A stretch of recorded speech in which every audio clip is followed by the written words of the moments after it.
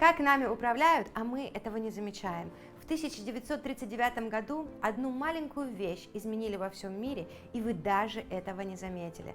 Мировое правительство решило перенастроить все музыкальные инструменты. Вместо частоты 432 Герца, гармоничной с вибрацией Земли и нашим телом, сделали стандарт 440 Герц. А ведь частота 432 Герца мягкая, целительная, стабилизирует и успокаивает, а 440 Герц вызывает больше напряжения, раздражения и страха.